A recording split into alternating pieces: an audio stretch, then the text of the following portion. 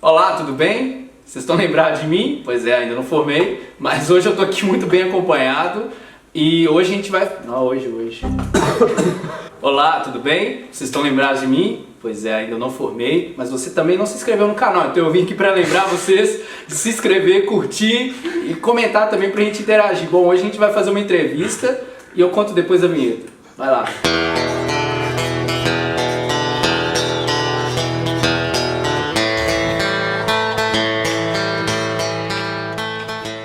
Pois é, pessoal, hoje a gente tem um convidado muito especial, que é o Iago Rios. Ele é um colega nosso. Bom, eu te conheço bastante, Iago, então vou deixar para você se apresentar. Boa tarde, boa noite, bom dia a todo mundo. Meu nome é Iago Rios e eu sou estudante do curso de Saúde e Segurança. Entramos junto aqui, não preciso de falar a data, mas Não. tem um tempo bom que nós estamos aí na batalha. Isso aí. E é isso. Pois é, e o Iago hoje ele vem contribuir com a discussão que a gente vai tratar hoje, que é a diferença entre tarefa e atividade. Fala um pouco sobre o trabalho, Iago, que você desenvolveu, como que foi isso, onde que surgiu, né, a ideia de fazer esse trabalho. Então, esse semestre, início de 2019, a gente fez uma matéria chamada Ergonomia 1, do curso de Saúde e Segurança, em que a gente precisou de desenvolver uma AET, que é uma análise ergonômica do trabalho dentro de uma empresa. Para se desenvolver essa AET, você precisa de entender, basicamente, quais são os setores da empresa e as funcionalidades, relacionadas à tarefa e à atividade do trabalhador em si. E eu tô lembrando aqui que a gente tem um vídeo no canal, você falou sobre a AET, né, a análise ergonômica do trabalho, um vídeo recente sobre, que foi feita uma ilustração explicando sobre o que é a AET e tal. Se vocês quiserem, a gente vai deixar na descrição para vocês assistirem, explica bem isso. E você falou sobre tarefa e atividade. Para muita gente, há um senso comum que tarefa e atividade é a mesma coisa, mas não é bem isso, né? Tem uma diferença e tal. Não é bem isso. Na verdade, a tarefa, ela nada mais é do que o que deve ser cumprido. Então ela está relacionada com a expectativa do gestor, aquilo que é fornecido. Então é o que o cara deve cumprir em si. E a atividade se relaciona com o como. Como nada mais é do que as maneiras, as estratégias que o trabalhador vai arranjar consigo mesmo, porque ele não vai estar toda hora com alguém para tirar uma dúvida. Então são todas as pequenas regulações, os pequenos detalhes que o trabalhador precisa de fazer para cumprir sua tarefa. No caso do jardineiro, por exemplo, se a gente pensar no jardineiro, o jardineiro ele tem por função da manutenção no jardim, por exemplo.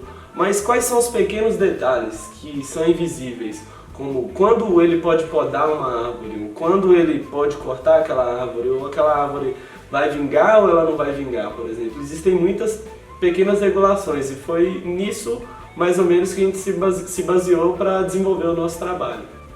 Então você está querendo dizer que isso não está escrito em lugar nenhum, assim. Ele não tem um manual das atividades, isso tudo é a experiência dele. Né? Sim. Existem coisas que, no momento que ele recebeu o treinamento, ele foi ensinado. Como passar um óleo, por exemplo, ele precisa de passar um óleo diesel com detergente na mesa para que a placa não se aderisse. E aí quando eu perguntei para ele se ele já tinha feito alguma sem passar o sabão, sem passar o óleo, ele falou que nunca tinha tentado e que não faria. Então, tipo assim, existem coisas que ele recebeu de treinamento, mas existem regulações que, se por exemplo você colocasse uma outra pessoa com um nível de experiência tão igual ou com conhecimento acima do dele, ele ia executar outros tipos de regulações. Para aquele meio, para aquela situação, aquele trabalhador fazia aquelas tarefas. E aquilo ali, o que fazia ele receber aquela demanda e agir da sua forma para conseguir chegar no produto, que é entregar as molduras prontas, finalizadas. Pelo que a gente está conversando, assim, a gente pode concluir que a importância do gestor conhecer a atividade, né? Não só essa relação só por base na tarefa, né? Porque quanto mais conhece a atividade, mais esse trabalho é valorizado e mais se entende também em relação ao trabalho dessa pessoa, os riscos que ela pode estar, né? Enfim, fica muito mais fácil entender, né? Eu imagino que essa aproximação do gestor com a atividade deve ser muito importante, né? É muito importante, Porque, por exemplo, podem existir dificuldades que o trabalhador enfrenta todo dia, mas por não ter conhecimento daquilo, o gestor ele não tem conhecimento, então ele não pode adivinhar as coisas também. Então é importante a gente ter uma análise, você saber observar e perceber tudo que acontece com o trabalhador para que ele conclua aquela atividade. E nesse posto, são quantos trabalhadores? Na verdade, são 3 gesseiros contratados. E o dono da empresa ele tem um conhecimento sobre a fabricação também. Então muitas vezes ele precisa de pôr a mão na massa, ele vai lá e participa também. Desses 3 então que trabalham e junto com o gestor, a partir dessa ótica de atividade de trabalho, cada um então você percebeu regulações diferentes, né? Sim, na verdade a gente analisou apenas um trabalhador realizando essas funções. Então existem regulações lá que, como eu te expliquei, com certeza ele recebeu esse conhecimento, mas existem muitas, como por exemplo, ele tem um tipo de faca que ele usa, não é uma faca, é como se fosse uma espátula, essas espátulas de operar cachorro-quente, que ele usa para limpar a forma constantemente. E aí ele encaixa essa forma, ele faz um processo e repete todo esse processo, e aí em alguns intervalos ele pega e limpa essa forma, por exemplo.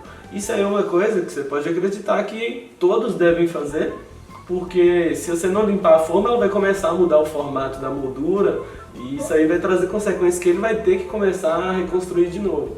Entendeu? Mas existem coisas como a regulação do balde, a outra regulação do teste de textura, que ele bate o dedo na massa. Isso é uma coisa incrível, porque só ele sabe, quando ele encosta o dedo na massa, quando é que está na hora dele encaixar o carretel e sair fazendo, sair terminando, sair moldando a coisa em si. Então, isso são pequenos detalhes que só ele tem a garantia daquilo.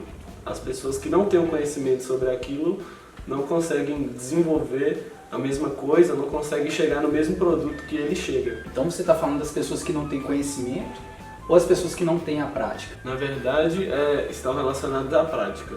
O conhecimento ele pode ser passado, mas só com a prática a pessoa pode chegar à perfeição do conhecimento daquela pequena regulação. Então só com a prática ele consegue sentir a textura do gesso e saber que está ideal para ele começar a moldagem, por exemplo. Só com a prática. E para a gente finalizar, tem um livro muito conhecido do Guihan, que é Compreender o Trabalho para Transformá-lo.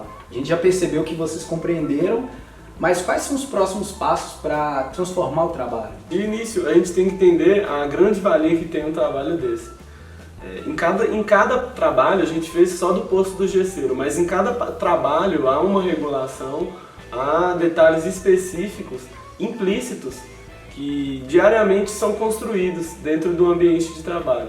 Então, para esse posto de gesseiro, que foi o lugar que a gente escolheu para desenvolver, existem muitas coisas que já podem ser usadas como base, por exemplo, no caso de esse trabalhador não trabalhar mais na empresa, ou no caso da gente querer dar um treinamento para qualquer outra empresa que fabrica gesso, que fabrica molduras de gesso. Então, a gente já teria como base uma estrutura real do que é realmente o trabalho que tem que ser executado para se concluir uma atividade. Então um treinamento seria muito mais, um cara aprenderia em muito menos tempo o que é necessário para ele conseguir chegar naquela atividade com clareza. Bacana, eu acho que fica pra gente um exemplo muito, e que ilustra bastante essa diferença de tarefa e atividade e a importância de tornar visível, né? E eu fico pensando aqui, como vocês aí que estão acompanhando a gente, será que tem exemplos do trabalho que vocês desempenham? Se vocês conseguem fazer essa diferença, se vocês já pararam para pensar, tá, eu tenho a tarefa, mas qual é de fato o trabalho real? Qual é de fato a atividade? Já pensaram nisso? Então deixa pra gente aqui os comentários, pra gente apimentar mais ainda essa discussão. Iago, muito obrigado. Espero que você venha aqui sempre. Pera aí, mais uma coisa, tem um recado muito importante, pessoal. Cheguei. Porra, Gustavo, volta! Você só deixou a tarefa de gravador. A atividade tá faltando. A gente não conseguiu colocar a câmera no tripé, né? Estamos começando a campanha #VoltaGustavo. Pessoal, curta, comente, compartilhe e se inscreva no canal. Até mais!